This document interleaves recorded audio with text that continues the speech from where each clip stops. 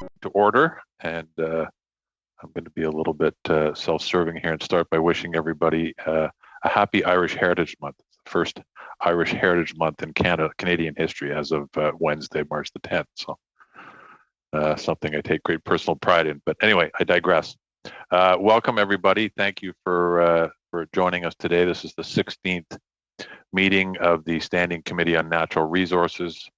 I would like to welcome all of our witnesses for joining us today. Before I do that, I should just say thank you. We have some substitute members today. Mr. Lazon and Mr. McDonald is joining us again. So thank you. And Ms. Falk, thank you for stepping in today to the committee meeting. So we are going to proceed to our witnesses. We have, and compliance with our motions we passed at our last motion, all of the witnesses have been sound checked.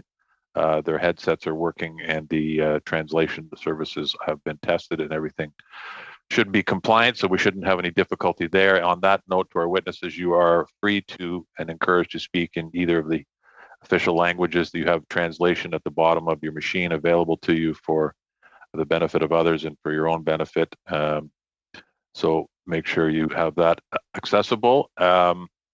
And we are doing this on Zoom. All of us on the committee are used to doing this by now, but for our witnesses, sometimes it takes a little bit of patience because there may be delay, particularly if it's a translation that's taking place. So I would ask everybody to wait till the other person is finished speaking before you answer a question or ask a question, as the case may be. And if you have any difficulties, please feel free to speak up.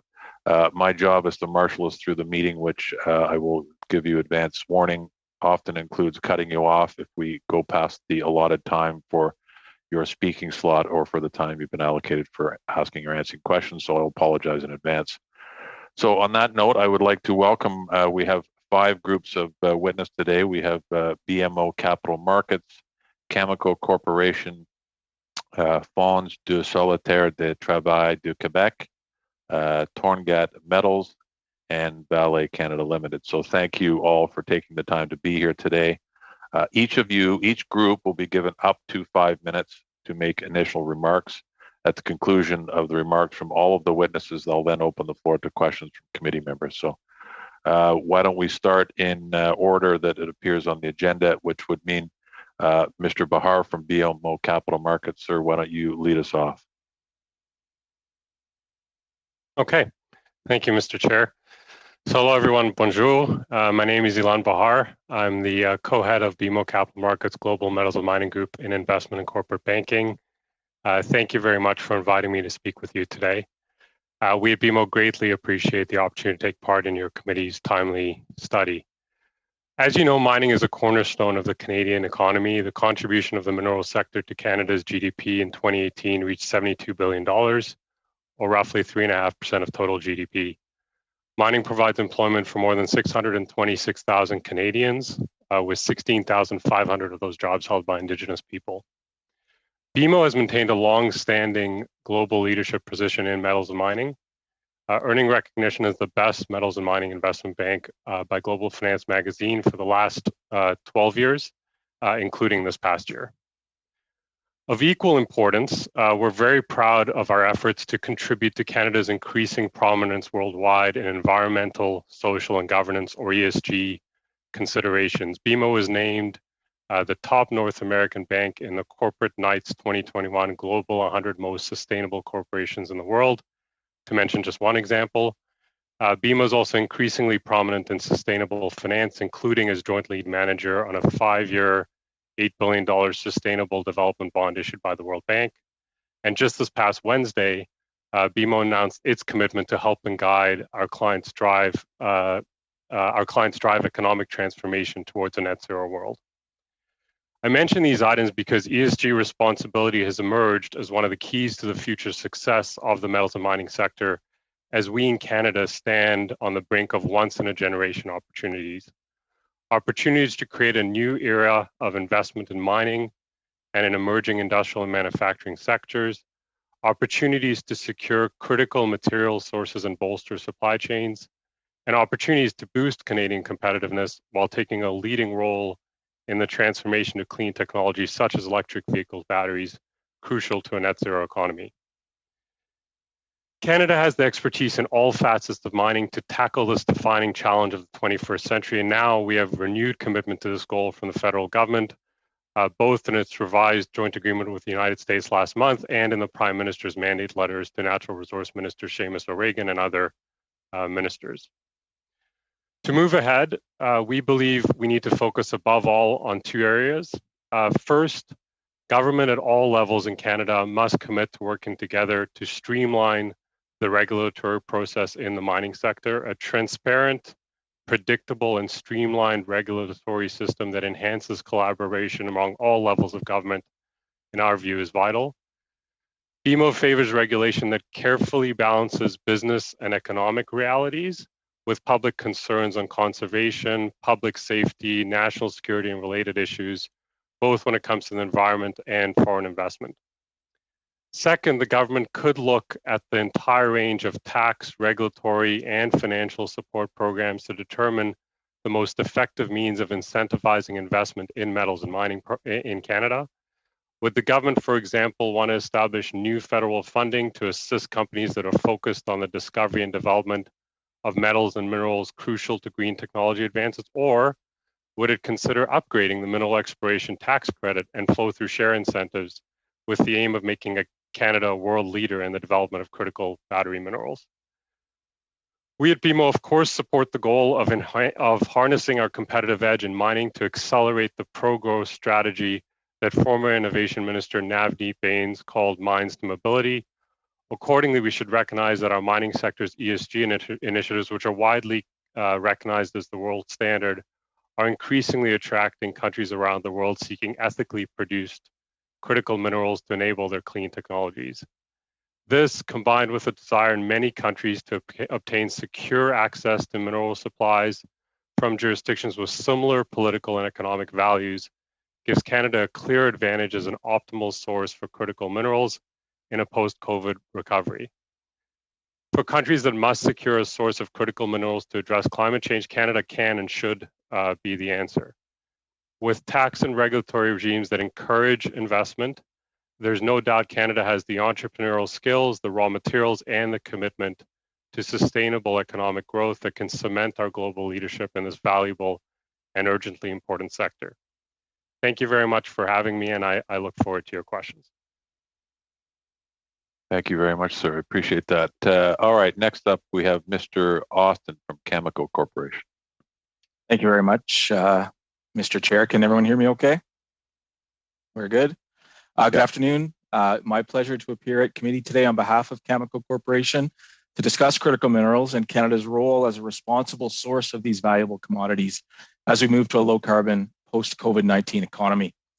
Headquartered in Saskatoon, Saskatchewan, Cameco is one of the world's largest producers of uranium for nuclear energy and is the world's largest publicly traded uranium company. We're uniquely situated with operations across the nuclear fuel cycle, including in mining, refining, conversion, and fuel manufacturing. The majority of our operations are located in Saskatchewan and Ontario, and our total Canadian workforce stands at nearly 2,100 employees and long-term contractors. Cameco is a proud and important part of Canada's nuclear and critical mineral supply chains that deliver reliable, emissions-free electricity in Ontario, New Brunswick, and around the world. Canada's uranium and nuclear fuel sectors can play a significant role in underpinning economic recovery and the transition to net zero emissions by providing highly skilled, well-paying jobs, engaging suppliers in a wide range of skilled trades and expertise, and stimulating innovation in a variety of nuclear disciplines, including small modular reactors. As we consider the role that critical minerals might play in Canada's economic recovery, it is important to note that Cameco is one of the largest employers of Indigenous people in Canada. But beyond employment, roughly 80% of the goods and services used at Cameco's mines and mills in northern Saskatchewan, totaling nearly $4 billion since 2004, are procured from Northern and Indigenous businesses. Our success depends on the long-term positive partnerships and mutual trust that we have built with the First Nations and Métis communities where we operate. Further development of a critical mineral sector in Canada must recognize the importance of Indigenous partnerships for future success. A significant number of economic, energy, environmental, and national security policies being pursued by the Government of Canada require critical minerals. Without access to these commodities, objectives related to net zero emissions, electrification, electric vehicle and battery manufacturing will be challenging to meet. It is imperative that critical minerals discussions are broadened beyond the rare earth elements that are usually associated with clean technology innovation, development, and deployment. Cameco cannot stress enough that uranium, given the significant role that it plays in fueling zero-emission electricity around the world, and it's important to the energy and national security considerations of many countries, is a critical mineral commodity. We were pleased to see it on the list announced yesterday by Minister O'Regan. Current use of nuclear energy worldwide currently helps the planet avoid roughly 2.5 billion tons of emissions annually. We're very proud of our contribution to global greenhouse gas emissions reduction efforts. And our uranium facilitates the generation of clean, carbon-free baseload electricity that will power the transition to a low-carbon economy. Cameco is fully supportive of the work that's underway on the Canada-US Joint Action Plan on Critical Minerals Collaboration under the leadership of Natural Resources Canada, a continental approach to improving critical mineral security, minimizing the effects of state-owned players in the critical minerals space, and ensuring the future competitiveness of Canadian and US minerals industries should assist in attracting investment to Canadian exploration and mining projects and spur job creation and economic growth post-pandemic. Canada and the Canadian workers who drive our industry would be very well served by being viewed as the go-to supplier for various critical mineral commodities needed by the significant US market. We look forward to working with NRCan and the US administration to advance collaboration in this area.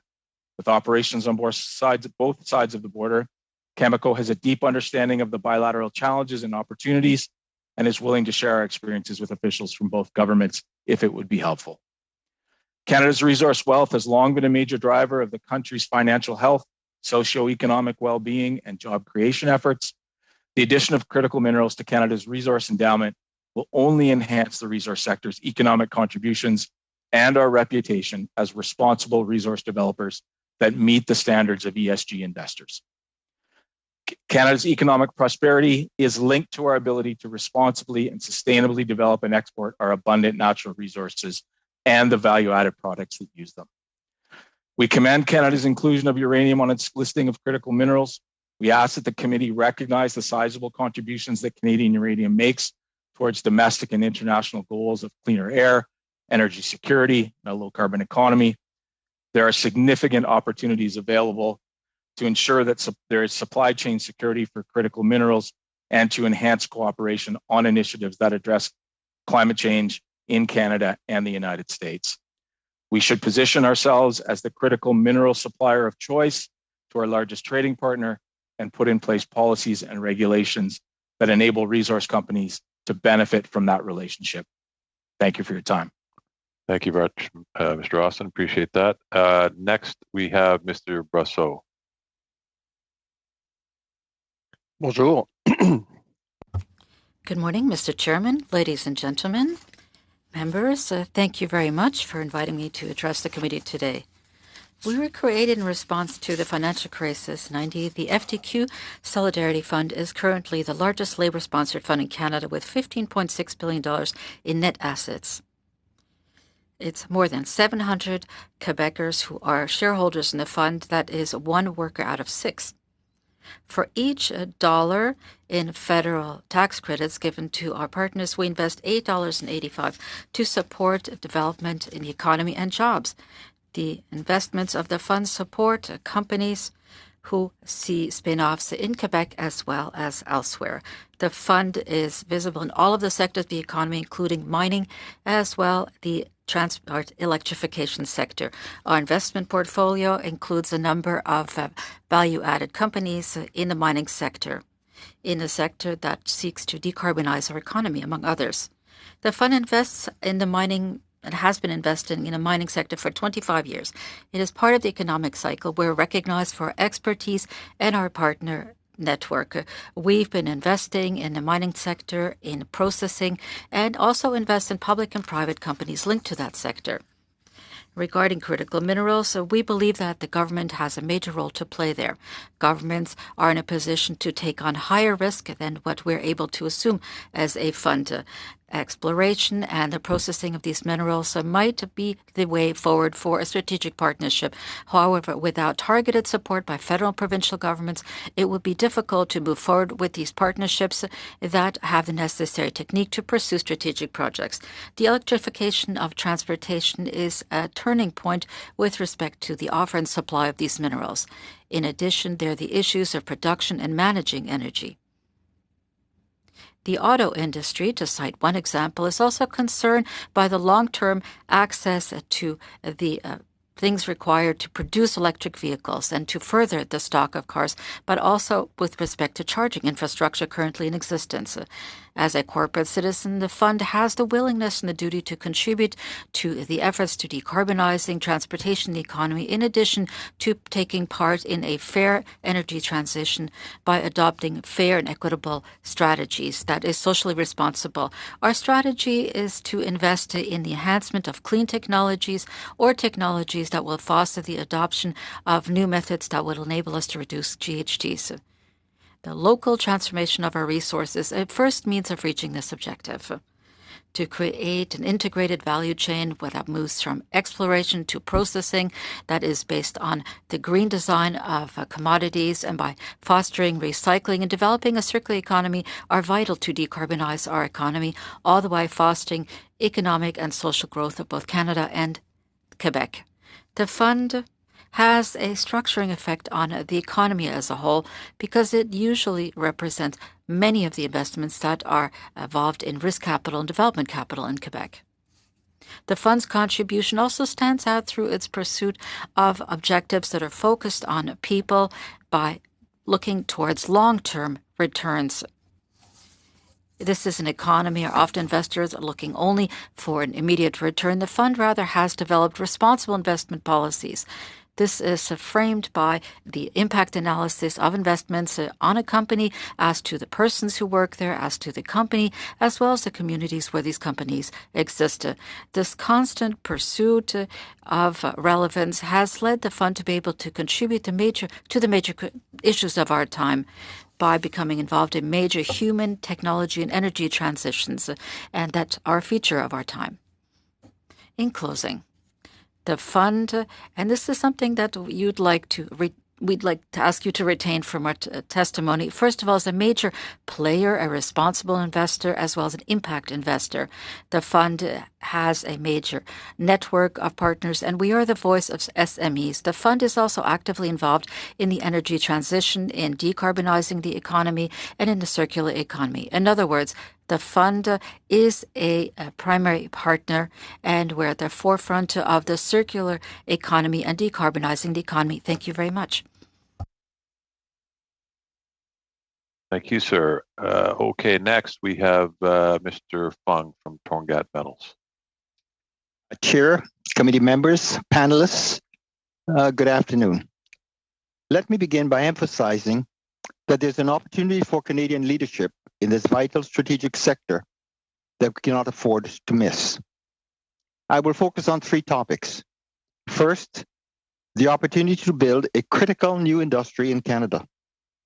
Second, I will use the Torngat Rare Earth Project in Northern Quebec, which I chair, as an example of Canada's opportunity to be a global leader of an industry vital to the low-carbon economy. Third, the important actions the government can take to realize this opportunity for Canada. Rare earths are critical to enable the world to transition to a low-carbon economy. They are a group of 17 elements which are critical raw materials because of their technologically advanced and strategic end uses. They are used in lasers, medical scanners, emission-reducing catalysts, fiber optic telecommunications, ceramic capacitors, literally any technologically advanced piece of equipment. But the most important use to get to a low-carbon economy is to manufacture permanent magnets for electric motors, wind turbine generators, even for the speakers in our smartphones. They are needed everywhere. Electric vehicles use permanent magnet motors because of their higher efficiency and smaller size and weight. When Canadian auto manufacturers, in fact, all global auto manufacturers, commit to electrifying their vehicle platforms, they are creating an enormous demand for specific rare earth elements. Canada has the opportunity to develop our own secure supply of rare earths to support Canada's, the US, and the world's demand for electric vehicles, and to do so in an environmentally sustainable fashion. Today, Canada supplies in excess of 80% of world, China supplies in excess of 80% of world demand. We all know that that is not a geopolitically acceptable situation. Torngat Metals is a Canadian-owned company developing one of the world's largest rare earth ore bodies with the best mix of the particular rare earths needed to make permanent magnets. Torngat's deposits are located in northern Quebec, about 240 kilometers northeast of Shefferville. It is Torngat's strategy to prioritize environmental sustainability throughout all of its operations and emphasize consultation and collaboration with Indigenous governments and communities on all aspects of the project. The rock containing rare earths will be mined in a totally environmentally sustainable manner, using wind power as much as possible, using the Lockheed Martin hybrid airships to transport the rare earth concentrate to Shefferville, then by rail to Sept-Îles, and to the processing plant in Bécancour Industrial Park between Montreal and Quebec City. Producing the separated rare earth oxides is where the value is created, and Torngat is collaborating with world-leading technology partners to assemble the expertise needed to produce these specialty chemicals and to grow this expertise and related R&D in Canada. Torngat targets to produce cost-competitive separated rare earths in Quebec in 2025-2026. Rare earth projects such as Torngat's need support to get into production to meet Canada and the industrial world's needs. So let me offer 4 recommendations for Canada. First, set a near-term deadline for NRCan and ICID to complete and publish their critical metals and rare earths strategy. Second, increase federal government efforts to collaborate with Europe, the US, and Japan on building new supply chains outside of China. Third, expand the criteria with existing NRCan and ICID programs to enable rare earth projects to qualify and apply for funding. And fourth, provide funding assistance for development projects to bridge the gap between early stage development and construction financing. These initiatives would make an enormous impact for these projects to get into production more quickly. But when I read a report of the government of Australia's commitment to hardwire themselves into the global supply chain, using access to their $1.3 billion modern manufacturing fund, and we in Canada have the natural resource, an education nation with highly skilled labor, and sit next to the world's largest economic and industrialized country, I can only implore Canada, step up. We cannot afford to miss this opportunity for our country and for our allies. Thank you, sir. Thank you, Mr. Fung. Okay, and last but not least, we have Valet. I don't know who's going to be speaking first, whether it's Ms. Concepcion or Mr. Merlini. Mr. Chair, thanks. I will start and then I'll pass to Ms. Nancy. So, members of the committee, good afternoon. It's a pleasure to appear before you today and have the opportunity to address the important topic of how Canada can position itself as a key supplier and enabler of critical minerals with the global low-carbon transformation that is underway. My name is Juan Merlini, and I oversee the sales and marketing function for Vale's base metals globally. I'm joined by my colleague, Ms. Nancy Concepcion, who leads our marketing research teams for the base metals business line. Before we begin, we would like to acknowledge that we are presenting to you today from the traditional lands of the Anishinaabe, Haudenosaunee, Huron-Wyandot, and Mississaugas of the New Credit Territories. Vale would also like to acknowledge the indigenous peoples whose lands we operate on in Manitoba, Ontario, and Newfoundland and Labrador. Vale is one of the world's largest integrated mining companies with global headquarters in Rio de Janeiro, Brazil, and market cap of approximately $90 billion.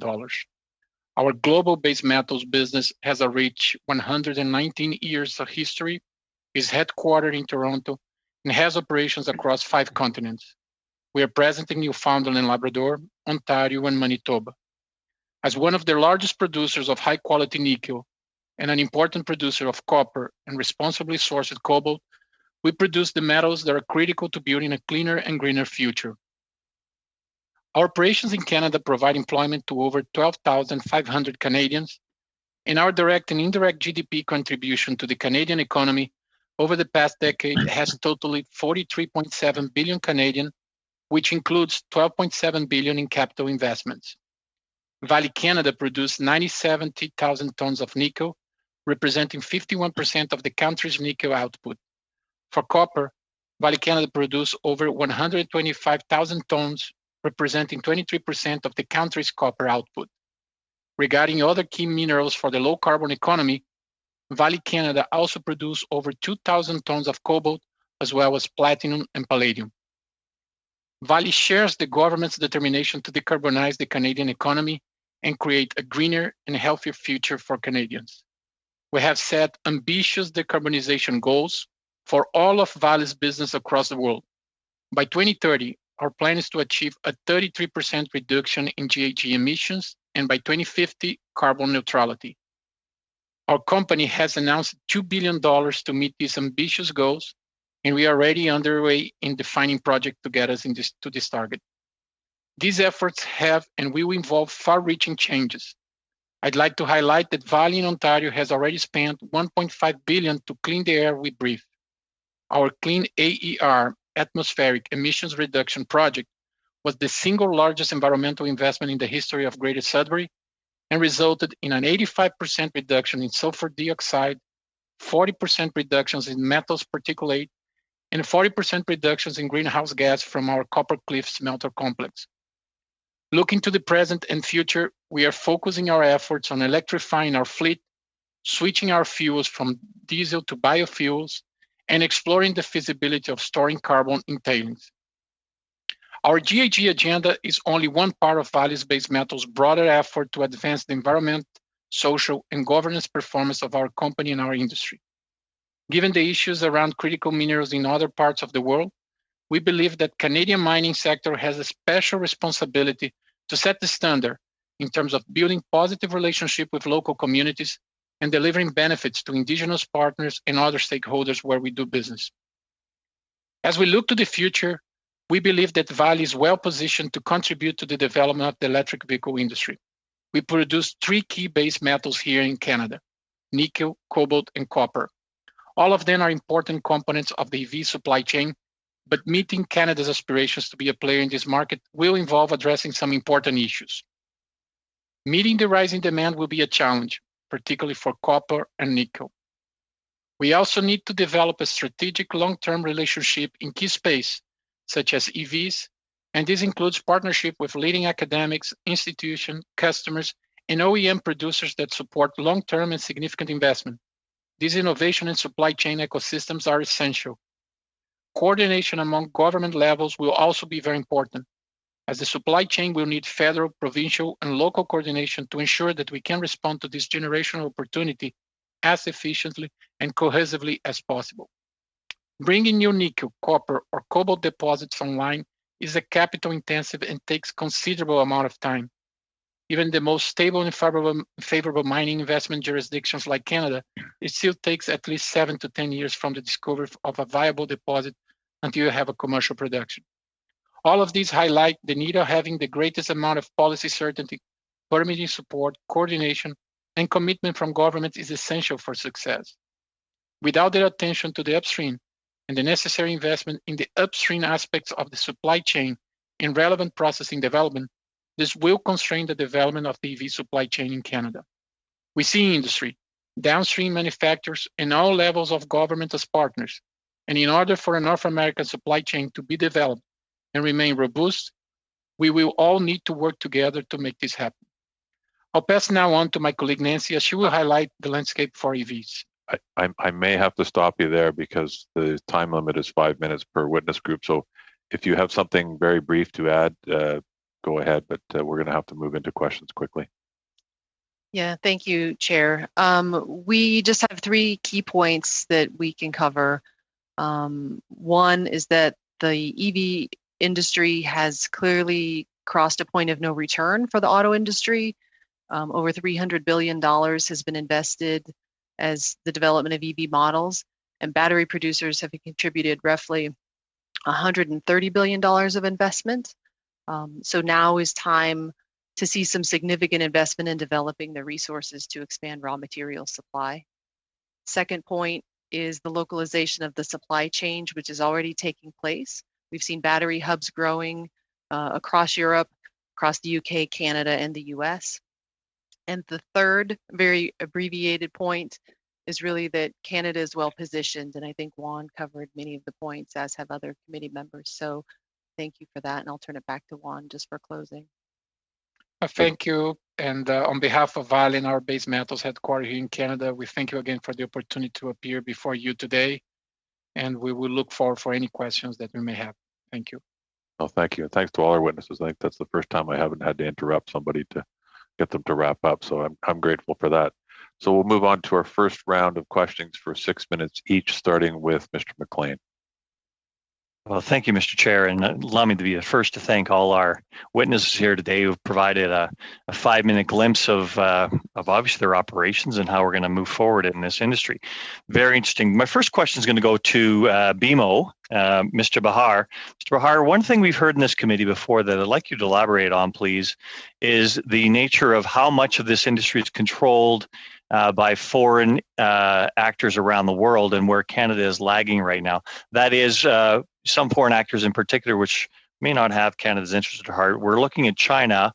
The Benchmark International tells us that of these critical elements, China controls about 75% of that. And as a result, they can flood the market at times and limit the prices so that a lot of other smaller mines or developing mines become uneconomic very quickly. Can you comment on that, please? Sure, I'm happy to. And thanks for the question. It's great to hear that you've had folks like Benchmark come and speak with you because they are experts in the field of supply and demand, and I think would have great insight for the committee. Admittedly, from where I sit, I don't spend a lot of time on thinking about supply demand in detail. Really, what I think about is the capital markets, what investors are looking for, what investors think about, and also what companies are thinking about strategically from an M&A perspective. I think the way I would come at it is, I think if parliamentarians, citizens, companies, if anybody has concerns about any particular jurisdiction with respect to its governance, its rule of law, its political system, to me, what makes sense is public policy that supports greater extraction and production of clean energy minerals from a trusted jurisdiction like Canada. So, and as I mentioned in some of my comments, I think the way we think about it is, there could perhaps be levers that could be pulled, whether they be tax, regulatory, funding, or otherwise, that could incent domestic activity. Okay, Mr. Bahar, I'm sorry, I've only got limited time here, so yeah, sure, thank you for that. The one thing I'm looking for here is, like you talk about the regulatory tax tools that we can use in this. How many of those, in your experience in the mergers and acquisition space, how many of that is early funding from Canadian flow through shares, for instance, Canadian exploration expenses, that then get taken out on the M&A by a foreign actor? So effectively, we're subsidizing from a tax perspective early development, only to lose that development at later stages to an international player. So in my experience, I think that's actually quite limited, that it occurs that way. I think the flow through truly drives exploration activity across a number of commodities. And I think we've seen great benefits throughout the sector and the capital markets through flow through. So to me, I think a very limited amount of those flow through dollars ultimately end up, benefiting foreign entities. Okay, would be my gut feel response to the question. Thank you. And I'll move now to Mr. Brosseau. Mr. Brasso, thank you. Can you please explain your organization's investment in Nemaska at early stages, obviously, and with all the hopes of turning Nemaska into exactly what we hope to accomplish here, having a value chain of lithium and then processing the lithium into higher value-added products as part of our battery supply chain. That, of course, has failed immaculately, and you're going to reinvest again, or the government of Quebec, through some of its entities, is going to invest another $600 million, as I understand it, into the reformation of Nemaska. Could you give us some background on that, please?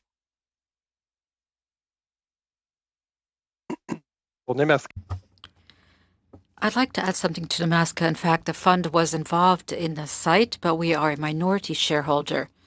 And it was part of our strategy to become involved in rare earths extraction and processing and in critical minerals. As I mentioned, that was part of the value chain we wanted to be involved in the critical value chain. Now, regarding the future of this entity, the fund plays a very minor role there. It really is the government of Quebec that is taking the lead role in relaunching Nemaska. Well, thank you very much. And how much did you invest in it initially since 2013? Unfortunately, I do not have that information in hand at this time. Okay, thank you. I'll move now to speaking to Mr. Fung here. As far as the developments that you're looking at in Nunavik, really appreciate all that you're giving us here as far as the recommendations as well. But can you tell us how long it takes for a mine development in Canada and how those regulatory hurdles that hold back development in a jurisdiction like Canada have changed and could be ameliorated so that we can get closer to developing these resources in real time?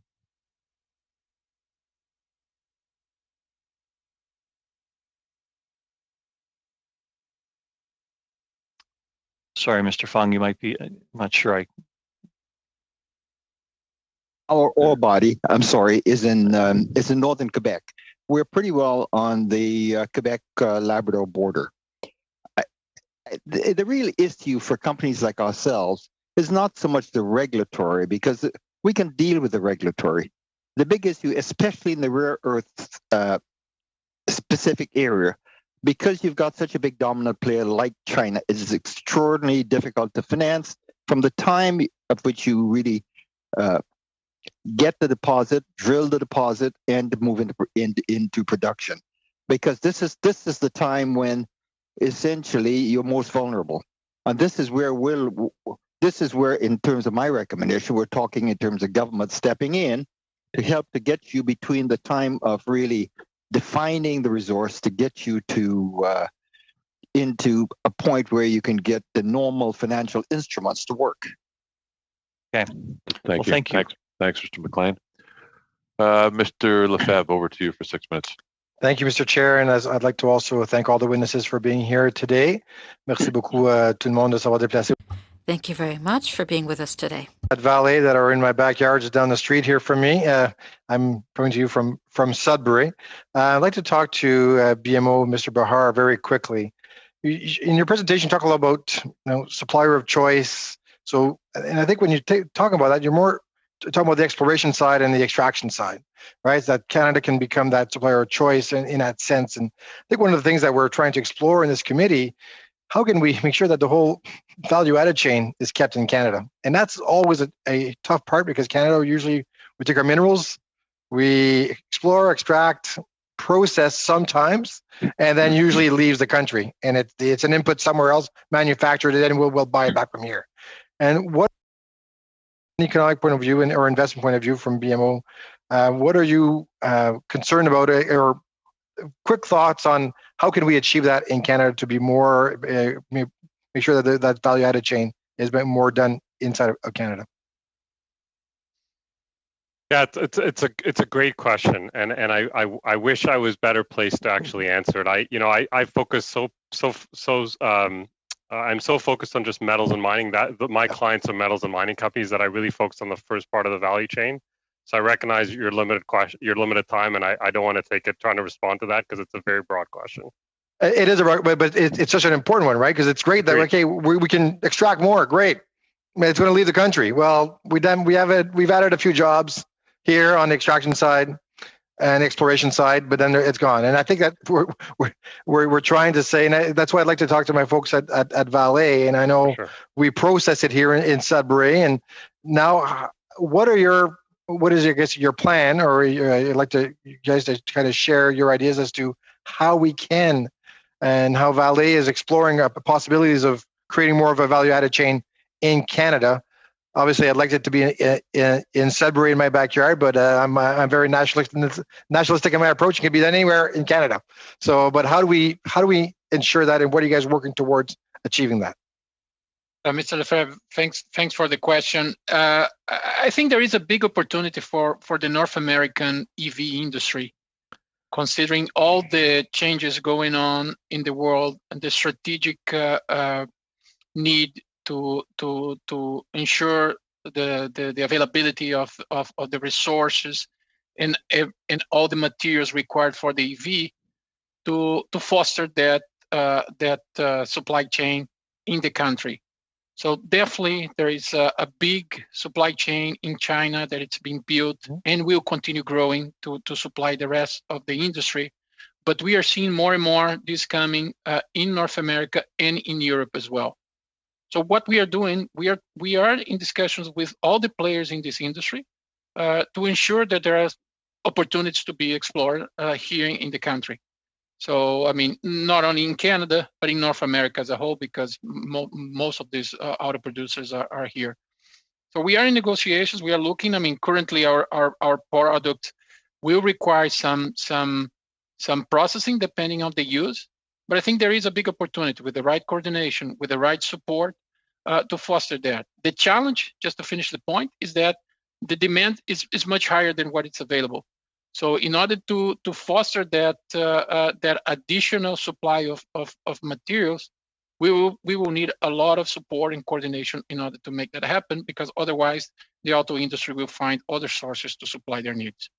And that's a really good question, and I think our comment, because one of the things that we're all concerned with is that has that already passed us, in the sense that are they already looking at the different countries or different, certainly looking at other inputs because of the supply and the time that it takes to find a deposit, extract the deposit, and process that mineral or metal. And so, is that something that is certainly a risk as we move forward? What are your thoughts on that, Mr. Merlini? Mr. Ferb, yes, it is a risk. We are seeing the automotive industry already elevating the tone, particularly on some materials like nickel, that there is a concern that there won't be enough nickel for their needs. Yeah. And this could lead into two movements if we are not react fast to supply that.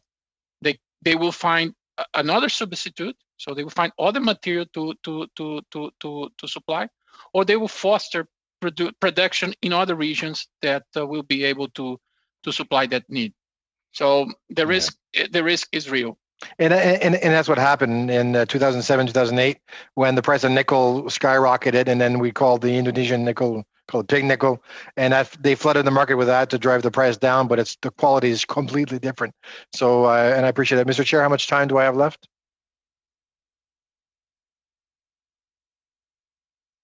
Sorry. About 40 seconds. Okay, so maybe. And maybe to continue on that part, Mrs. Concepcion, you talked about certainly Canada is well positioned to play a role there, certainly on the EV side. Maybe can you elaborate as to how Vale is thinking of the next 5 to 10 years in its strategic thinking with respect to their role in the EV space?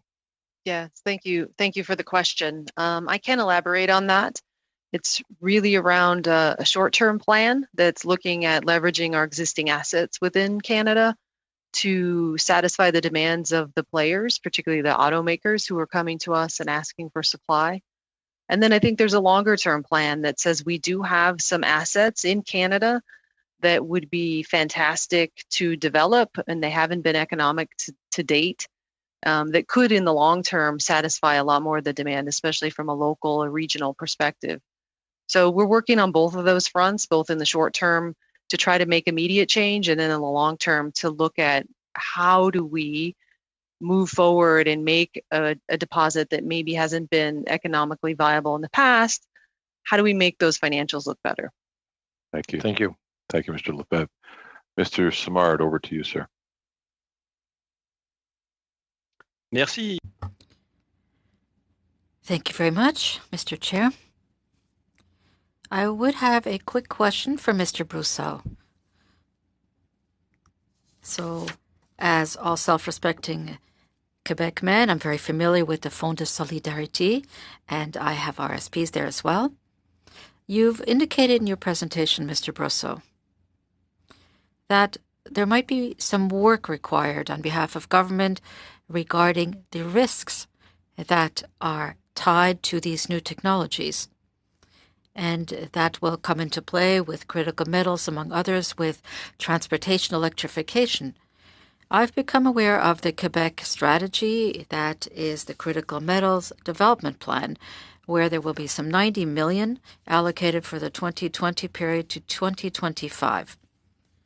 And I know that in Quebec, with hydropower, among others, and with the proximity of major markets for us, such as Europe and the United States, I know that no doubt we are very well positioned as a region to see this electrification of transport. Now, my question is this. What role can the federal government play there? Earlier, you mentioned the role that governments play or must play. So how do you see the role of the federal government as part of this transportation electrification strategy? As I mentioned earlier, generally speaking, to really work through this sector, not only to address the issues before us, but to leverage all of the sector up to electrification, there is a great deal of capital that will be required in order to further develop this sector. Governments, both provincial and federal, as you've said, are involved in this, and they are involved in these projects, but there are capital risks, and the companies must understand that funds such as ours can take a certain amount of risk, but the risk required exceed our financial capacity, such as the Quebec government has done with its policy. They've understood that there is a certain amount of support that will be provided to the sector to further develop it. We're finding ourselves in a major technological transformation. It's a new industrial area where new technologies will require a great deal of capital investments, many expenditures, before we come to a scenario where costs are well depreciated, are viable for all of society. To that end, we need targeted government involvement, mostly in the transformation part. That is absolutely key. But also they must invest in programs where we incentivize recycling, where we're also going to support new technologies that are currently being developed, such as battery recycling. It's very nice to talk about exploration and all of that. That is part of our DNA here in Canada. I understand it. But if we want to play a role in the overall chain, we must be involved across the entire chain, not only upstream. We must be involved in transformation, in the use, the recycling, as well as the circular economy surrounding this with these metals, because a metal by definition is limited. These are natural resources. Unfortunately, they're limited. So we must have a look at the entire value chain, and government have a role to play that they can support, whether this be by regulations, by programs, in order to lessen the risks and capital investments that are required for these massive projects. Thank you. No doubt we'll be seeing an opportunity coming up because there will be a government federal stimulus plan put in place. And this is the right time to set a direction for the economy. This, what would allow for the electrification of transportation would be to have a low carbon economy. If we would have such an economy, electrification of transportation would be very attractive. So I have a question about this model. In the past, the federal government launched the idea of a super cluster for artificial intelligence. But perhaps in the stimulus plan, should they consider a super cluster that could focus on transportation electrification, among others? I think that could be an interesting avenue, among others. And I'd like to hear this from you. You didn't mention this, but you must have certain stakes, ownership in some of these projects. For example, in Quebec, we have the Autobus Fillon, which is an interesting project. So I'd like to hear you speak to the projects in which the FTQ fund is involved as well, regarding electrification of transportation more specifically. Yes, in fact, we are involved, and you'll be able to see that in the brief that we tabled. We're involved in companies like Leon. We're indirectly involved through other investment funds as well. It really is part of our investment strategy. But not only do we look at this through the electrification of transportation, we also adopt a more macro level approach. We're trying to develop our strategy in order to decarbonize transportation. We understand that electrification is positive for everybody's car, and for the general public, but for heavy transportation, that is not the most efficient means. So we have to see how we can decarbonize heavy transportation to also decarbonize industrial processes. These are major emitters and consumers of GHGs. We're also speaking about mining exploration. There are certain technologies we're studying, and our partners will be developing these to see how to electrify, or rather decarbonize as well, mines, mining exploration, and as well as mining operations. This is part of our overall strategy aimed at decarbonizing the economy. We're not only focusing on electrification. Mr. Chairman, do I have any time left? I'm grateful. Mr. Cannings, over to you, sir. Well, thank you, Mr. Chair, and I'd like to again thank you, the witnesses, for being here. It's been a very, very interesting discussion so far. I think I'll start with Ms. Concepcion. It seems a couple of times you've been left to the end of a question period and haven't had time to really say what you want to say. So I'm going to pick up on the EV topic.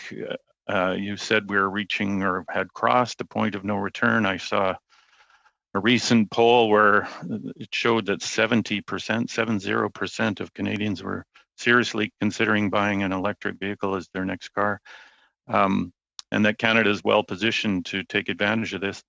Earlier in this study, we heard from Eagle Graphite, which has a mine in my riding, and James Deeth there talked about how difficult it was when you don't have that value chain within Canada to buy your products and had to sell it elsewhere, that China controlled a key part of that chain. And I'm just wondering if you could expand on that, how Canada, and perhaps more specifically the government, can stimulate this, how we can develop that value chain for whether it's graphite or nickel or cobalt or the rare earth elements that we've heard about. Yeah, thank you for the question.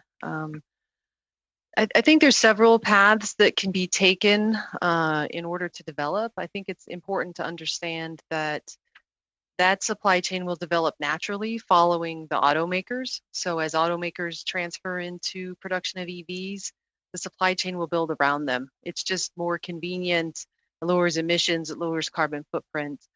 But I think there's components there that says most of China controls the processing of our metals and our materials. And I mean that across the battery metals portfolio. So many countries mine them, but they go to China for processing. So we definitely look to have to expand. Not only do we need to promote the auto industries into moving on making EVs, which means promoting them with consumers, but we also then have to support the development of that supply chain. So the processing of the minerals, the development of the battery cells, the battery materials, all needs to be brought together and incentivized to localize into, I think what's really happening is the creation of these battery hubs.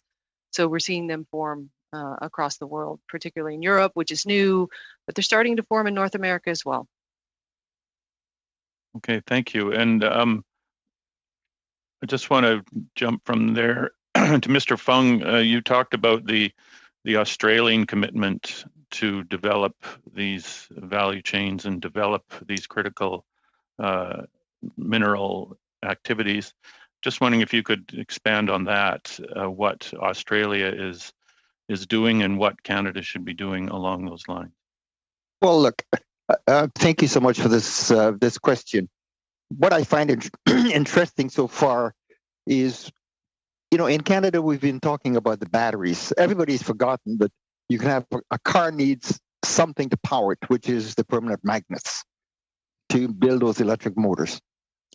Now, what is happening in Australia was really, it's in reaction to what the United States has been trying to do. The US is trying to get itself in a position to be a major supply chain for all these products in the United States. The two countries that are the suppliers for these particular rare earths, it's really Australia and Canada. Australia jumped onto the former president's request to build a supply chain. Australia moved very, very quickly. What Australia has done, in fact, is they have formed a specialty office by the Australian government to deal with these critical metals, that any small Australian company can go to this particular government operation, and that government operation will help them, will assist them to get funding. That's the first piece of it. The second piece of it now is essentially what I was suggesting that we do in Canada. They have just essentially said, look, we will make our $1.3 billion modern manufacturing fund available for this particular sector to access. So the Australians have been moving very, very quickly to get what, in essence, their supply chain in place, and as a competitor to Canada. And in fact, the Australian Prime Minister, the Australian government uses the term, we intend to hardwire ourselves to what, in essence, is the new supply chain to develop these rare earths. So I just essentially say to the Canadian government, I say to this committee, just remember, we've been talking about batteries, but a vehicle needs two things in order for it to operate. You need a motor and you need a battery. We've been focusing on batteries. Interesting enough, Canada has a very, very unique position in the permanent magnet sector. We have a material that the U.S. does not have.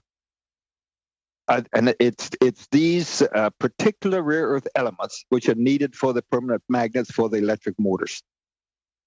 And that is one thing that I would like to really remind you in Ottawa. We have something that the United States does not have. And this is critical to really the industrialized world. And we have to develop it. Thank you. And if I have time... You're right on time right now. Oh, dear. Jennings. Okay. Apologies. Well, might have to wait. Thanks. We will get back to you. There, you can hear my alarm. Okay, so we're into the 5-minute round now. We're starting with Mr. Patzer. Thank you very much, and thank you everybody for being here today. Mr. Fung, I'm gonna jump right back and giving some questions to you. You're talking about these critical minerals that we have here in Canada that the U.S. doesn't. Am I correct in understanding that we currently, though, are not actively producing those materials? Well, sir, first of all, there are only two producing operations outside of China. One is from Australia. They get the ore in Australia, they send it to Malaysia to process, and then actually that ore goes back to Australia, then to China for use. The second operating mine outside of China is one in the United States. The interesting part about that particular United States mine, they do not have those particular rare earths which are needed for making the permanent magnets for electric motors. They have one or two of the numbers of them needed. We in Canada have them all. And that is a unique opportunity for us here. And we're just in the process of trying to finance to bring this operation into production. Okay, so how long would it take then? Like, let's say that you started the process today. How long would it take, starting today, to get to the point where you would have a mine or a facility that would actually be producing that material? Sir, we could, if we started today, we could be in production providing rare earth oxides to the markets in 2025. In 2025. Okay, so we're looking about 4 to 5 years from start to finish. That absolutely correct. But it's not only the mine. We're talking about the mine and the processing facility, which is really where the skilled labor comes into play. So essentially, the mining part of it is the easy piece. The piece that is really where the benefit is added to Canada is in the processing. And it's in the processing and the selling of the individual rare earths in Bécancour, Quebec, is where the real value is added to get that supply chain. And I believe that if the industrialized world really recognizes that Canada is serious to do this, you will see those who need these particular rare earths setting up operations, supply chains to make permanent magnets very close to your supply source.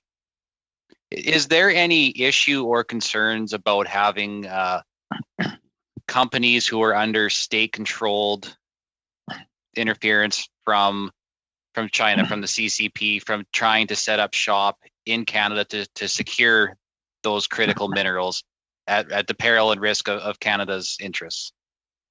Look, the China today controls something in excess of 75 to 80% of that market.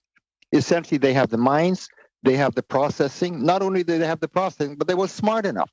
They have what, in essence, is the manufacturing to produce pretty close to the entire supply chain down to the permanent magnets. We have the ability to do exactly that. We can do it here. We have all of the materials needed. We know how to mine.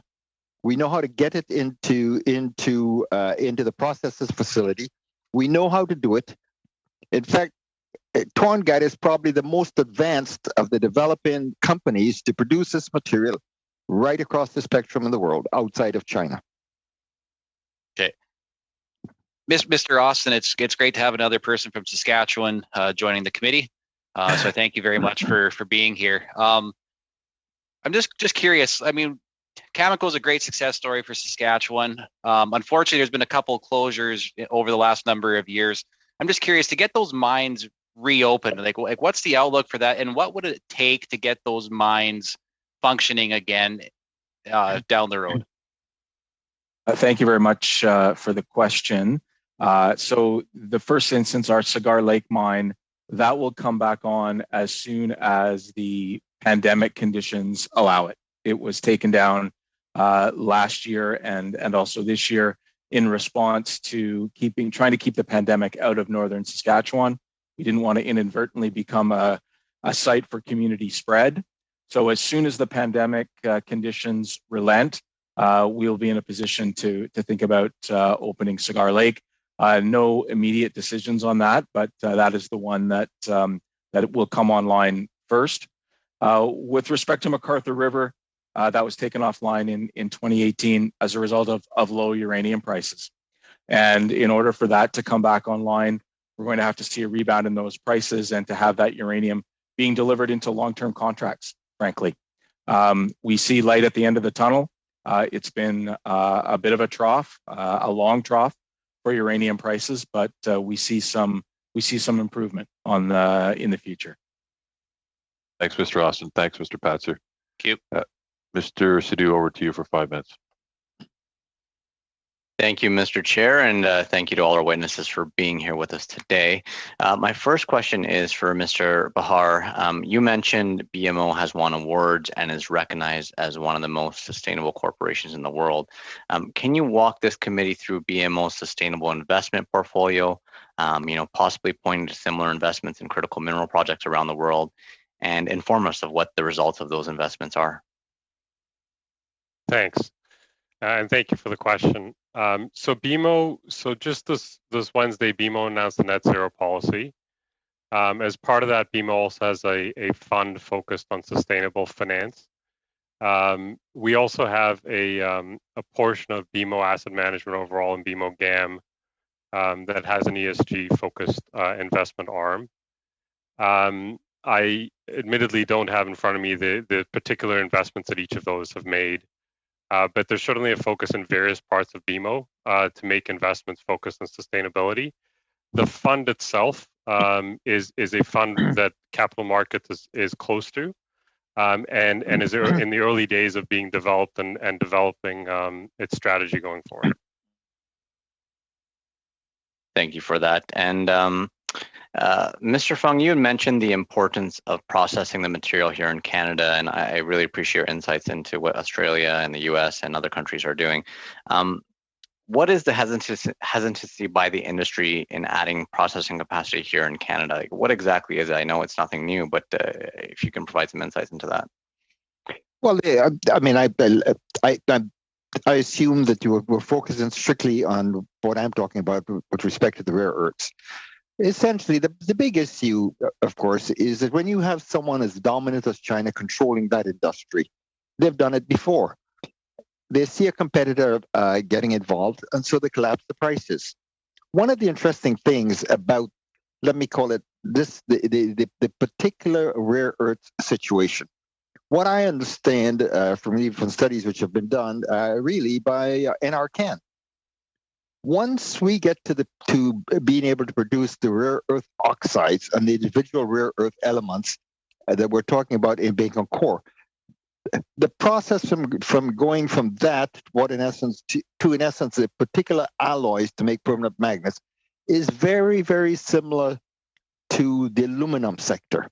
It requires a lot of energy, and that energy is abundant from Quebec Hydro. And so it's a process which is very similar. What we have got to do in Canada is to really say to the world that we intend to do this. If the government of Canada would say that we intend to put a facility that is going to manufacture or produce these particular rare earth oxides by a set date, industry will recognize that. Industry today recognizes that they're stuck with a 75 to 80% production out of China. Industry is looking for another source. We have the ability to do it. We have a very, very unique ability here in Canada to do something that is this is a once in a lifetime shot at being in a position to have a degree of control in a very, very large market. Thank you for that, Mr. Fung. And Mr. Chair, can I share my remaining time with Mr. McDonald, please? Absolutely. Thank you. There's just over a minute left. Thank you, Mr. Sidhu, for that kind gesture. Just a quick comment, I guess, and a bit of a question to, I think it's Mr. Merlini from Valet. You operate a facility, of course, in Labrador, mining operation, and a processing facility in Long Harbour, which is actually in my riding. I visited the facility and quite amazed by what goes on there. Could you comment on the future that you see ahead for that facility and the impact that it has made in a very rural area of my riding and the surrounding communities? Sure, thanks for the question. In terms of the mining activities, we are doing now an investment on an underground mine in Voisey's Bay. So this was an investment of approximately 1.6 billion. It's coming online this year. And this is a very important investment in order to keep producing material to feed our plant in Long Harbour. So our plant in Long Harbour, which is a hydrometallurgical plant, very important because produce a very green nickel and cobalt, will continue to be fed by this material that is coming from our underground mines and producing for a long period the nickel, the cobalt that we take there.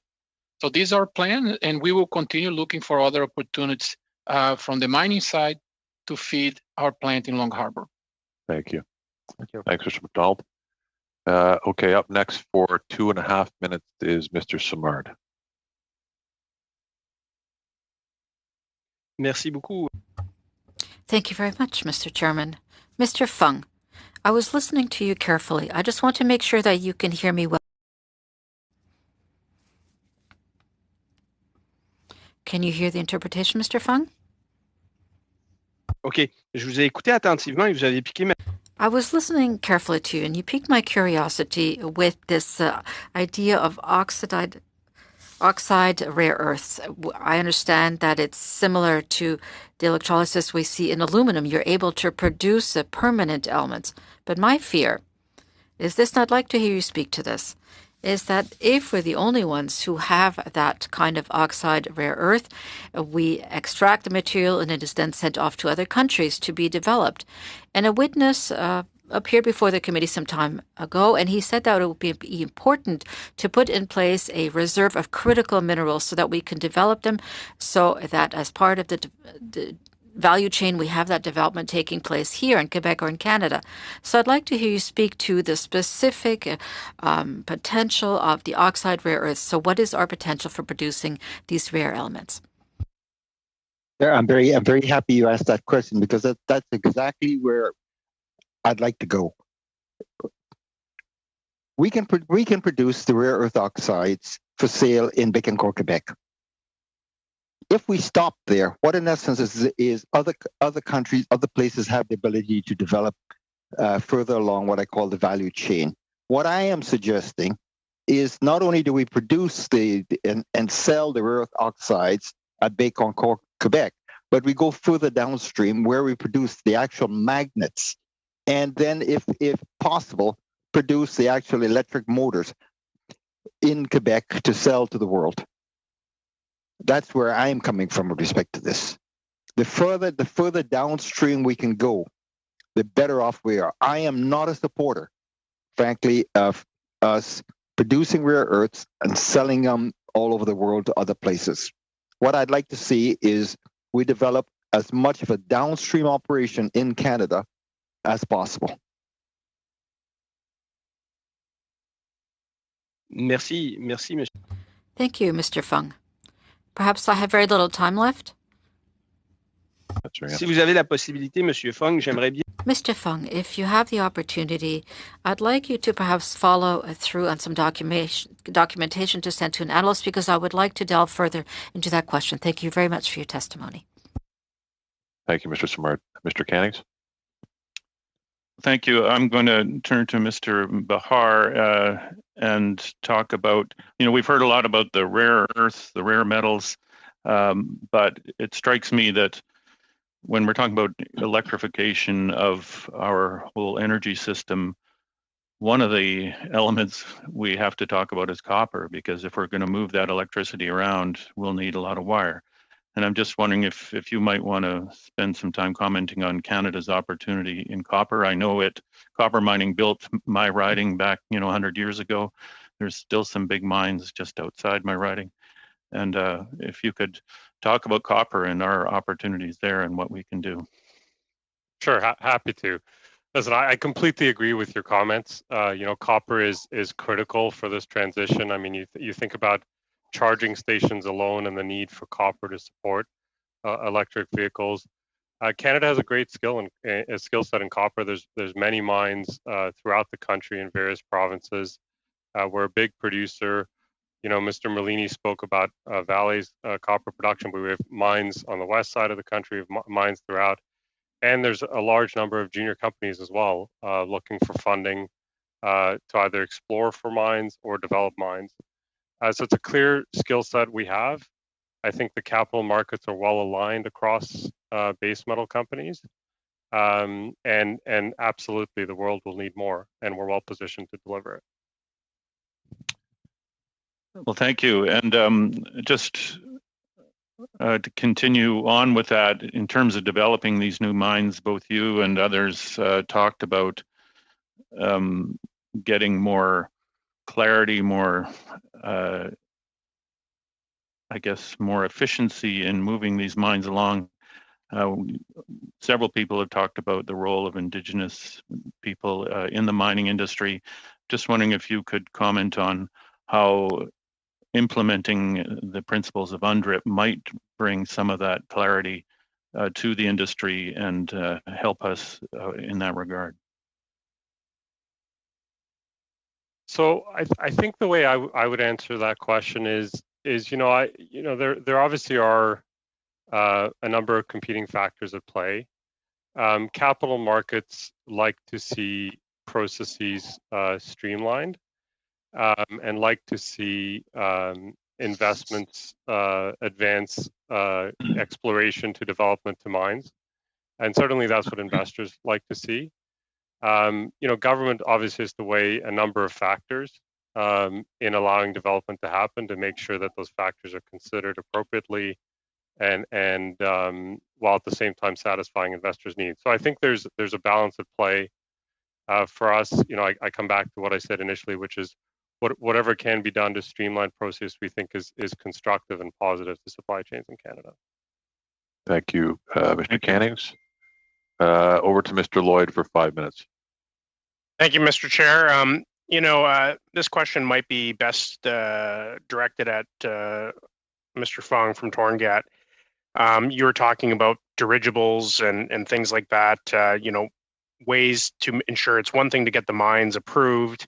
It's one thing to, get the production going. But if we don't have the supply chains to connect, these mines, many of them in remote areas, to the networks, then we're not going to get the kind of production and growth that we need. And I've noted that countries like China, with their One Belt, One Road initiative and numerous other countries, it's really the governments that are investing huge in the infrastructure, sort of with the mentality of if we build it, then the companies will come. So I'm wondering if you can comment on maybe what Canada's strengths or weaknesses are when it comes to supporting the mining industry through infrastructure.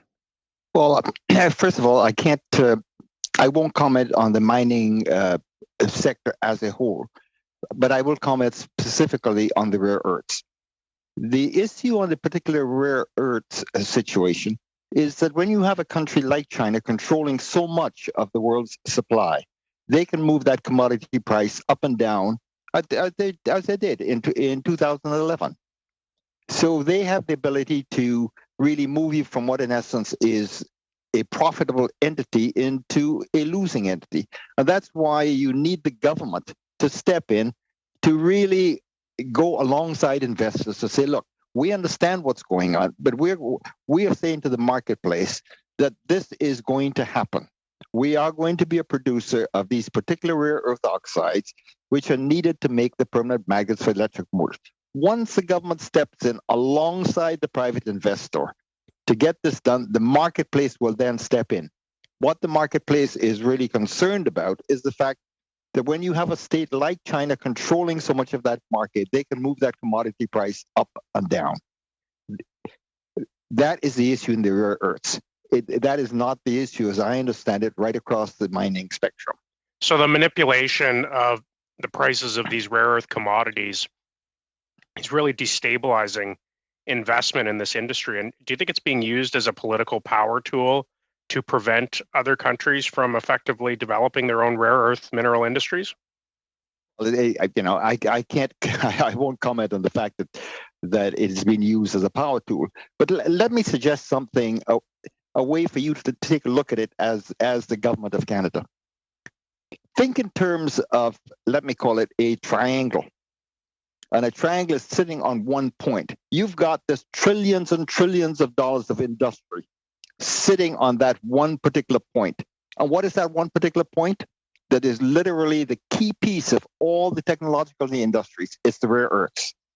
And we happen to have them here in Canada, which is why I'm imploring the government of Canada not to lose this opportunity. This is not something that's occurring all over the world. It's ourselves in Canada and Australia outside of China. Mm-hmm. The Australians have taken the lead. They're years ahead of us. They're maybe a year to 2 years ahead of us. We have the ability now. We're sitting right next to the largest market. Mm-hmm. As long as if the government of Canada steps alongside, as an example, a Torngat, and says to the marketplace, we are going to supply this material by 2025, 2026, whatever the time frame is that you decide. Industry will look at that, and industry will step up. You know, you've broached a really important point here. You're talking from an economic perspective and, sitting on this very important pillar, which is the rare earth metals. I'm just wondering, could you comment on this from like a national security perspective? What is this is the Natural Resources Committee, but we know access to these minerals are critical for our national security and the national security of our allies, especially in NATO. I'm wondering if you can comment on, what the failure to really get this right could have impacts on our national security. But in fact, that's the image I just tried to paint it to you in a let me call it too subliminal a manner. Again, think in terms of all of this industry sitting on this pinpoint. And this pinpoint is the rare earths industry. And that rare earth industry is today controlled by China. We have the ability in Canada to step in and be that pinpoint right next to this massive economic juggernaut south of the border. And from a national security's point of view, I would just like to remind this committee to think back to about a year ago when we had the issue that night when essentially we were looking for these PPEs coming from south of the border. When we had to throw everything on the table, all the chips we had to put on the table in order to make sure we had these PPEs. This is a chip. This is a very, very serious chip. And that's what I'm trying to implore you to think about. Thank you. Right. Thank you, Mr. Lloyd. Okay, over to Mr. May, 5 minutes. Thank you very much, Mr. Chair, and again, thank you to all the witnesses for taking the time to help us with this study today. My questions also are going to be directed at Mr. Fung. I'm the member of Parliament for the riding of Cambridge, and we have Toyota Manufacturing Canada in my backyard, and so the whole idea of manufacturing for the future and making sure that we have what we need in terms of the supply chain is speaking to me quite a bit throughout this session, and I'm very thankful when you made your statement, your opening statement. You were talking about not only the approach of controlling the supply chain, but how you were doing it, and the environmental initiatives that your company is actively employing to move the products, and I think that's just a statement, just a comment of thanks for that. I was very interested. I wasn't sure anybody would pick up on the batteries comment, and I was very thankful that that's been a dominant conversation. Or excuse me, not the batteries, the magnets, because we have talked a lot in this committee about the need for the rare earth elements when it comes to the batteries, but not so much for other parts of this of the EV movement. And I'm wondering if beyond the magnets, there are other components that you're aware of that rare earths play a part in. The rare earths play a part in literally. There is nothing in the new industry that rare earth doesn't play a part in. You just look around. Anything you've got that is technological, there are rare earth elements in it. There's whether it's on your TV screens that make them brighter. But if we are serious about getting to a lower carbon economy, and again, you've got a fuel and you got to get power. And so the permanent magnets, literally everything requires an electric motor. Everything we can think about requires an electric motor, whether it's from a defense capability, whether it's our transportation, whether it's things that you use in your normal household. They all require electric motors. And the most efficient electric motor is the permanent magnet electric motor. Do you know, sir, if and this may not be a fair question for you, but are you aware of whether or not these components can be recycled?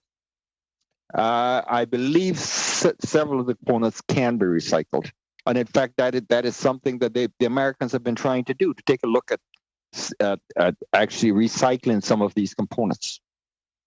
But in the case of Torngat, our process really incorporates both. It incorporates the mining and the recycling. Recycling is a small piece of it, but the production chain will use recycled materials into our production chain. And I think it's going to become a much bigger component. If I could be so bold as to say that, as we start seeing more and more EVs on the road, for example, the need to manage the end of life of these vehicles is going to be critical. And also, the term resale is going to have a very different reality if the batteries can't be swapped out or recycled or replaced. If I can, I know I don't have much time left here, but maybe for I think I have about another minute, if I'm not mistaken. I know you brought forth in your statement some very solid recommendations, I might say. One of them was regarding, I think the first one was regarding a deadline. Can you maybe advise us in terms of what you would see as a reasonable deadline for the government to demonstrate its commitment? Within the next 3 months. You've been working on it for some time. So soon. Yes, Very soon, sooner rather than later. Okay, absolutely. Fair enough. And what would you say the first step of that would be? Well, essentially to talk in terms of how the first thing you've got to address is how do you finance this? And given access essentially to some of the funding mechanisms. The problem is that we've looked at umpteen funds that have been administered, but there aren't any programs which give you access, which gives rare earths minerals access to these fundings. And this is something that can be done right away. Thank you, Mr. Pong. You're right on time, which is appreciated. Okay, so over to Ms. Falk for 5 minutes. Thank you so much, and thank you to the committee for having me today. Great to see Mr. Austin here. It's nice, a little bit of Saskatchewan in Ottawa. I appreciate that as well. I'm on the western side of the province. I've come across many people actually who work up in Cigar Lake and travel and commute there. And just off the top, I want to say, you know, it's so great. Sometimes companies, especially in the fields that all of you are in, sometimes get a bad rap, but it's so great to hear how you care, your company cares enough about the community up there in northern Saskatchewan to temporarily halt production for the safety during this time. So I just want to give a shout out for that. I think sometimes you guys don't get enough credit where credit is due in that aspect. You know, there's been a lot of conversation here too about exploring, developing, producing, refining. I believe, you know, Canadians have a vast skill set, and we have the skills and the talent and the ability and the people to do a lot of that work here in Canada. And so one thing that I was interested in is the Mining Association of Canada had said that women are, in 2018, only 15% of the workforce was women, and that's actually gone down since 2011.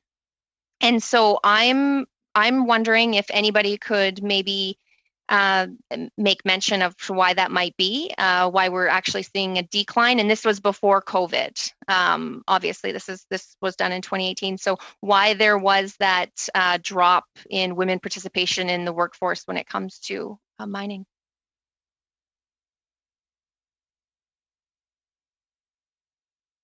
Does anybody? Any takers? Want to take this question? Why don't you pick one? Let's go with Mr. Austin, since he is in Saskatchewan here. Well, first off, thank you for your kind words about Cameco. I admit that question is not in my field of expertise, and I would not want to mislead the committee. Certainly happy to get back to the committee with Cameco's experiences in terms of women miners and women employees in our committee, but I do not have that information at hand today. For sure. Thank you so much for your honesty on that and being willing to provide that to the committee. Just as Cannings had mentioned, you know, with Indigenous participation, I think it's important too that we also make sure that we have women participation in some of these maybe non-traditional fields, and that doesn't necessarily mean wearing the mining hat and going in there, but also whether that's in management positions or also office type positions. I guess too, I'm interested in, and I'm not sure, again, Mr. Austin, if you can talk on this at all, but has Cameco experienced any inconsistency when it comes to regulatory obligations, when it comes to new projects? if that's an area that you're looking in developing or exploring? So I would say not recently. So we, Cigar Lake was the latest mine that we brought online. That's been a number of years ago now. We have not had the opportunity yet to put a new project forward under the new regulatory process. So again, until we have experiences there, I can't really answer the question. I would say, we're a heavily regulated sector, Canadian Nuclear Safety Commission. We work with regularly, but in terms of the environmental regulatory process, we have not had any recent experiences. And the reason for not applying, is that attributed to the decrease in uranium prices that you had mentioned in earlier? Certainly, market conditions are a large factor there, and the ongoing low price of uranium certainly has a bearing on when we consider making applications and looking at new projects. Wonderful, thank you. Thank you, Ms. Falk. You're right on time. Always appreciated. Mr. Lefebvre, over to you for 5 minutes. Thank you, Mr. Chair. And again, thank you to the witnesses for being here. This is something that's dear to my heart. Like I said before, being in the nickel capital of the world, and we call ourselves the mining innovation capital of the world as well. Maybe just before I talk to some questions to the Valley folks, but Mr. Fung, it's interesting you talk a lot about China and their role, and the challenge that we have certainly is that China is not a like economy like Canada, where we are a market-driven economy. They're a state-owned economy. They get to pick and choose which lane they're going to go in and basically put all their efforts and control their markets. That being said, and you mentioned this as well, is the importance of multilateralism in this file with Australia, the US, and the EU. What are your thoughts, certainly, as to where we're at in that space now, and where you think that we should be more of the effort that could be put into that? That's a really loaded question. I think the first thing that we did was essentially recognize that there is an issue. I mean, how was it possible that we could actually let ourselves get into a position where one state controls so much of a product which is vital to all economies? So the first thing we did was recognize there is an issue. The second thing that we're doing, which I think is correct, is essentially trying to strategize with respect to who has what and what markets and where are our strengths and where are our weaknesses. And we know where the two big demand markets are. The two big demand markets are, first of all, the United States, and the second big demand market is essentially the EU. Then you can pick up wherever else you want to pick up. Mm-hmm. A lot of the manufacturing today, especially in this particular issue that I'm talking about, the making of electric motors, essentially most of that is done in the East. America has recognized its vulnerability. The Europeans have recognized their vulnerability. And so they're beginning to put in place the new supply chains. So that multilateralism, those conversations are taking place. Yep. From Canada's point of view, what I am trying to point out to Canada is within that entire spectrum, we have a very, very unique opportunity. And that's the opportunity that I'm trying to point out that we've got to focus on.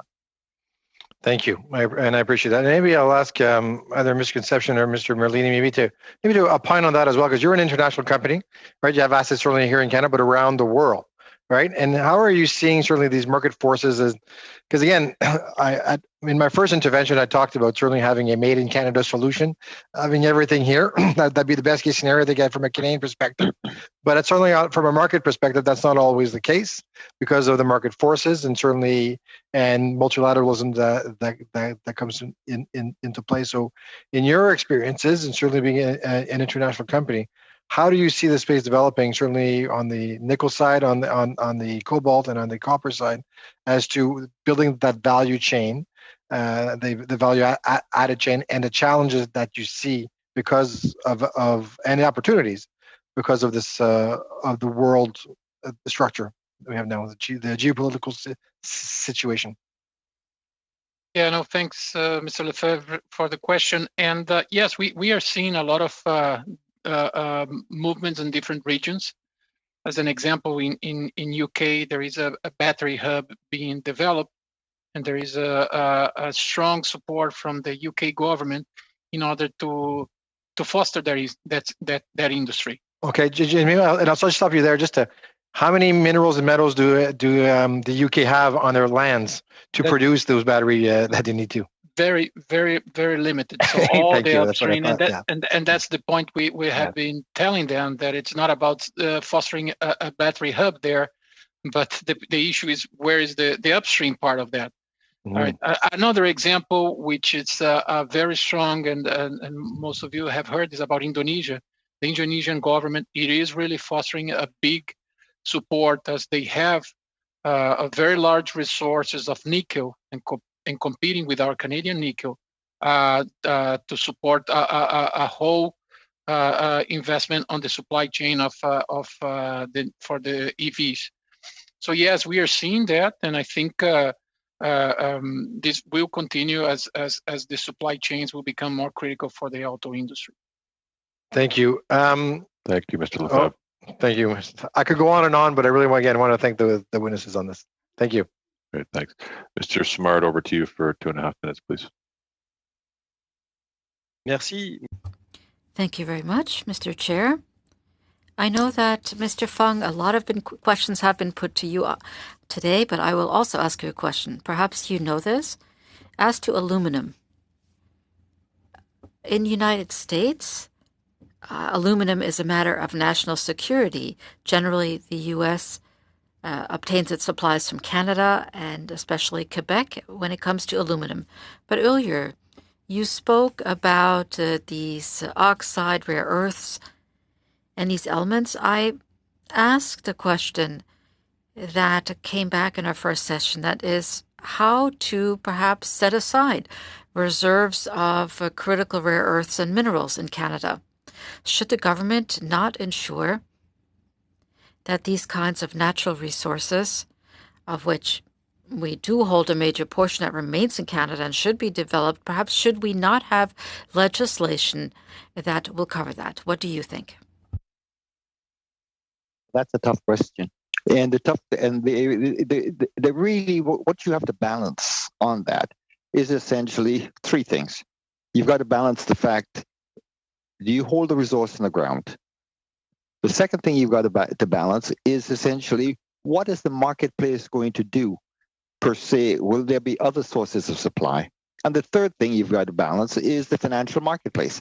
Because the financial marketplace, if you start putting too much regulatory in the way of the overall marketplace, the financial marketplace looks at that as a negative. So it's a very delicate balance.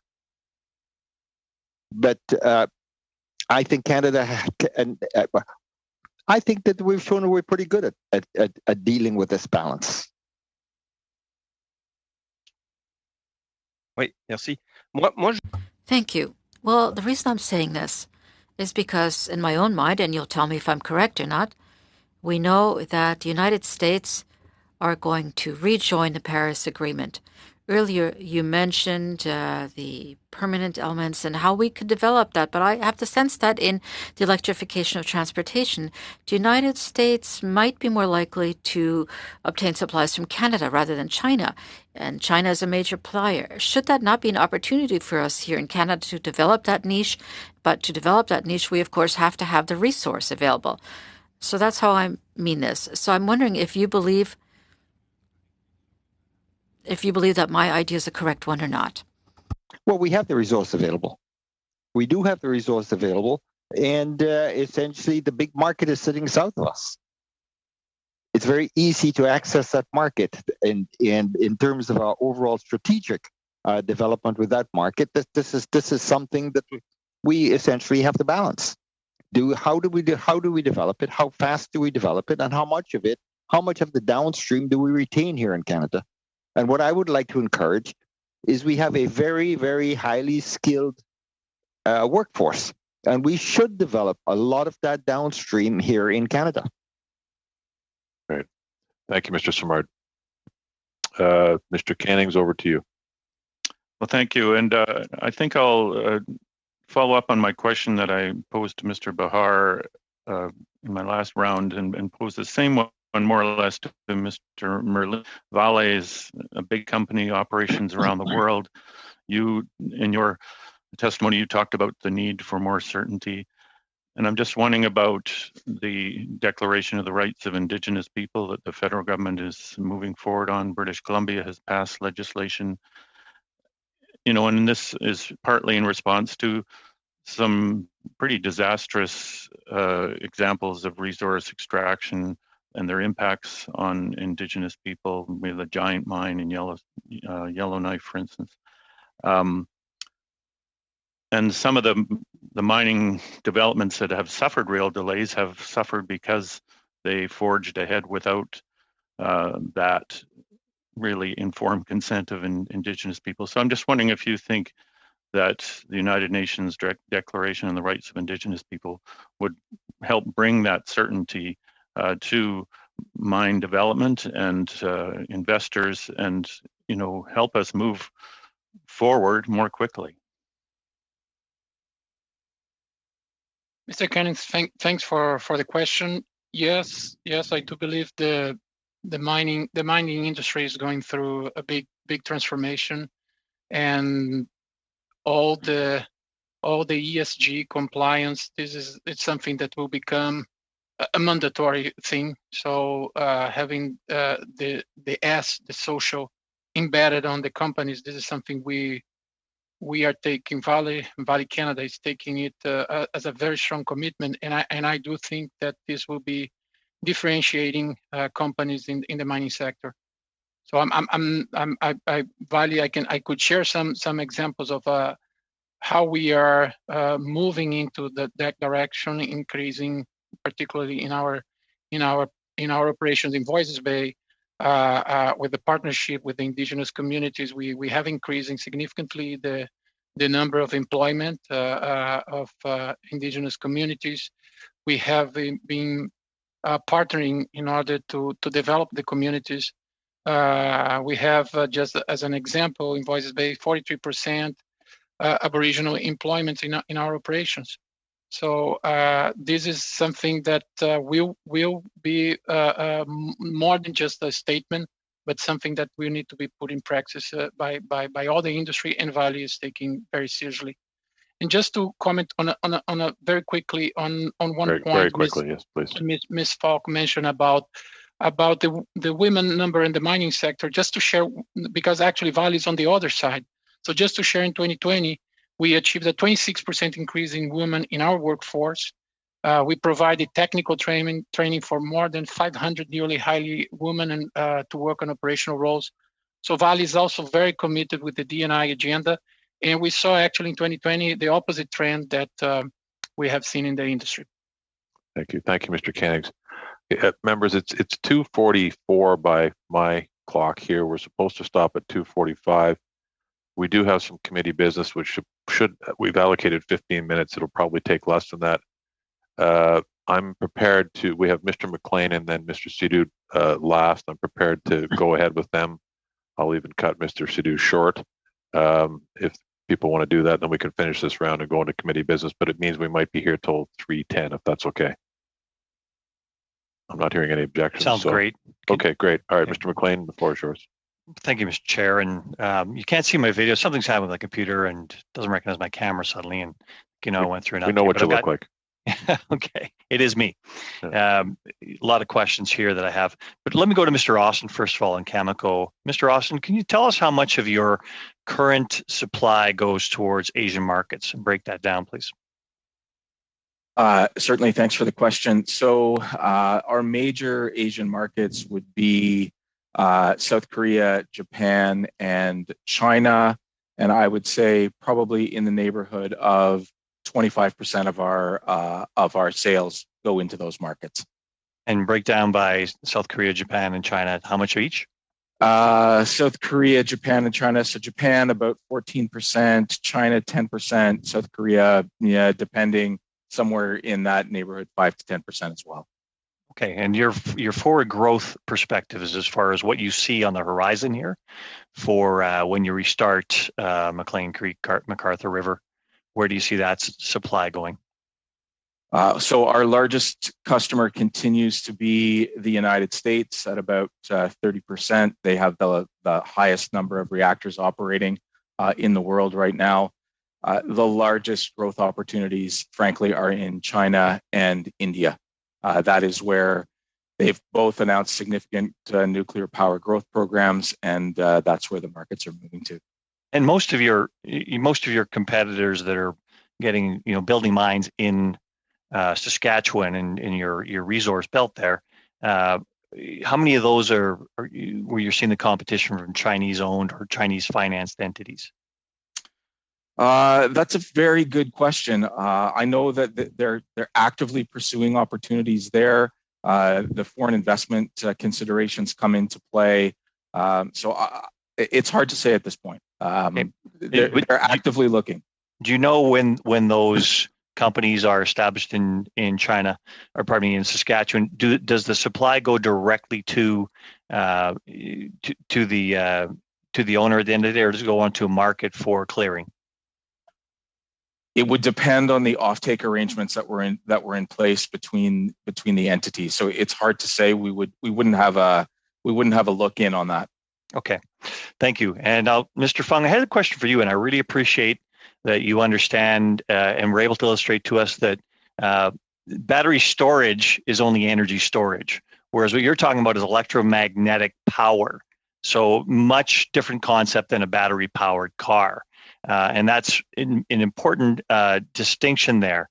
If you actually move towards an electromagnetic engine producing power, how much would you be able to provide from a mine such as yours or anything else outside of the major dominant party right now, which is China?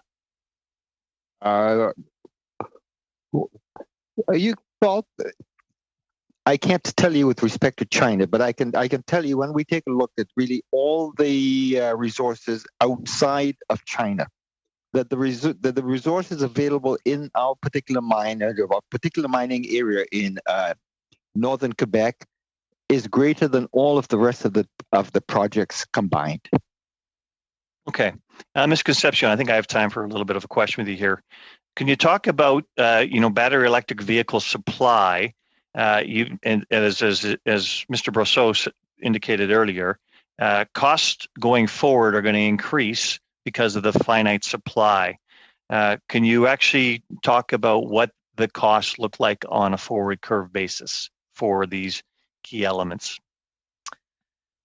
So thanks for the question. It's really about not necessarily the cost of the individual materials that go into the batteries specifically, and I'll focus my discussion on cost there. I'm not sure if that's what you meant, but and what's happening in the market is that the costs of those materials, it fluctuates based on supply demand, certainly, but the cost overall of the battery has been going down and has dropped significantly. So the cost, I'm talking about the supply of the metal that's going to go into the battery as it becomes less or more and more finite. Yeah, so the cost of the raw materials then, it will obviously vary depending on the raw material. In the case of nickel, there's a wide variety of costs depending on the product, the quality of the product, the jurisdiction of the product, the type of environment in which it was mined.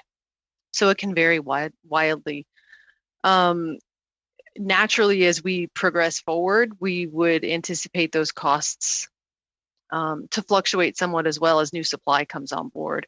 And a lot of it has to do with if the product has to be processed, if it has to be processed further. Some products need more processing than others. So those costs can be kind of all over the board. I think if we look at forward projections and we anticipate the market being in a significant deficit, of course, we would expect the price of the product to increase. And what we as an industry really would like to do is ensure the market that the product will be there, control the price, to the point that we don't scare the OEMs away into investing in new technologies and moving away from nickel. So we want to ensure that the supply is there. Yeah. Thank you, Mr. McLean. Okay, so over to Mr. Sidhu to conclude the questioning. And if you want to be less than your full 5 minutes, I'm sure everybody would be grateful. No problem. Thank you, Mr. Chair. Mr. Bahar, I know you didn't really get a chance to say much into your field here, but what type of private sector investments need to be made in the mining industry to fully realize critical minerals development potential? And I'll also give you some extra time just to kind of add in any points that you didn't get to mention today. Sure. Thanks for the open-ended question. I appreciate it. You know, I think we're fortunate. We're at a moment in time where everybody realizes that electric vehicles are here. Right? They're here. It's not a question if it's a question of when, and there's a variety of forecasts around when exactly various parts of the world will adopt electric vehicles, but it's coming. We all know it is. You know, the markets are attuned to it. Investors know that this is coming. They know that commodity prices should perform well on the back of it, and they're actively looking for opportunities. You know, I think the capital that you need, whether it be institutional investor capital, whether it be private equity, the capital is generally speaking available to the sector. And ultimately, it's a question of investing in the assets that are most attractive and investing in the assets that have the management teams that can actually deliver on building those mines. So I think, you know, I think the components are all there. Is my answer to you? I think the capital exists. It's about incenting investment, and as I mentioned, and it's been consistent in my comments, it's about as best possible providing the most reliable, transparent regulatory system for investors to feel like they can put their money where the projects are. So I hope that answers the question. But like I said, I think the market knows this is here, and investors are keen to put their capital to work. Thank you, Mr. Bahar. And Mr. Chair, I'll just take this opportunity to thank all our witnesses. There was quite a lot of insights provided today, and I learned a lot. So thank you again to our witnesses for taking the time to be here with us today. Thank you. Yeah, and let me just add to that. I mean, this was a great panel, and you can see we never have enough time. We could go on for much longer, but we're restrained by the time limits we have. But we really want to thank all of you for taking the time today and sharing your knowledge with us on a very important topic. So again, thank you, and you're free to go, but everybody else, if you'll stick around for a few minutes, I'd be grateful. Thank you.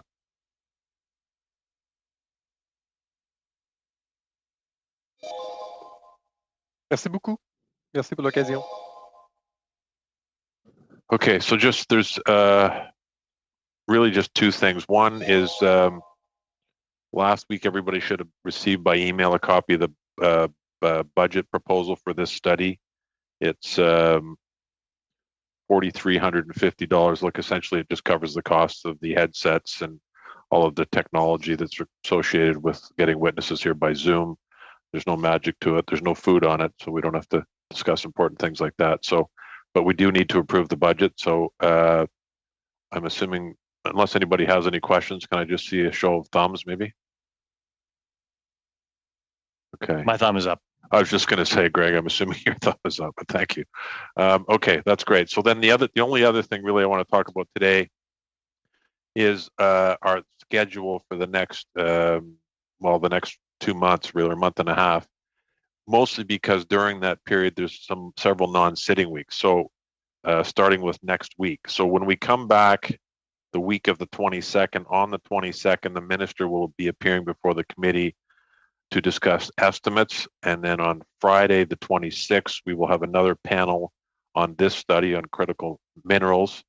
And I might add on some committee business at the end of that for reasons I'll explain in a moment. And then there's a 2-week non-sitting period, and we return on the 12th of April. And that is currently scheduled to be our last day of witnesses for this study. We don't have a further study lined up yet. By then we will have the draft report on the forestry study, which we can start looking at on Friday the 16th. I hate to say this, but cursing myself, but I suspect we can get that done on the 16th and no later than the 19th on the Monday. So then the question is, what are we going to do after that? So what I am proposing is that next week, when we're not sitting, hopefully next Thursday, the subcommittee can meet, which would be Mr. Simard, Mr. Cannings, Mr. McLean, Mr. Lefebvre, and myself, at which time we can review proposals for further studies. I know that there's some that have already been put forward, but if there are any others that people have in mind, please get them out to us by before the 18th, and then on the 18th we can review that, come to some agreement, and then that committee business period on the meeting on the 26th, hopefully we can adopt that report, which will determine what we're doing after the 19th of April, and that will give everybody ample time to put their witness list together and allow our clerks and analysts to get everything lined up to get rolling after that. So that is the schedule going forward. It's straightforward, but there's going to be some gaps in it. So I thought it was important that we try to get ahead of it, so we're not sitting here in April with trying to plan our schedule on short notice. So does anybody have any questions or anything they'd like to add to that? No? Okay, that's great. I spoke to Mr. McLean earlier about this. He said, what do we need 15 minutes for? And he was right. Okay, that's great. So before anybody changes their mind, I'm going to say thank you. I'm going to say enjoy the weekend, and I'm going to say enjoy next week. And I'll get an email out to those of you on the subcommittee for next Thursday, and we can go from there. And I will conclude with where I started and wish everybody a happy Irish Heritage Month. Thanks all. Top of the morning to you. I'll say all that. See ya.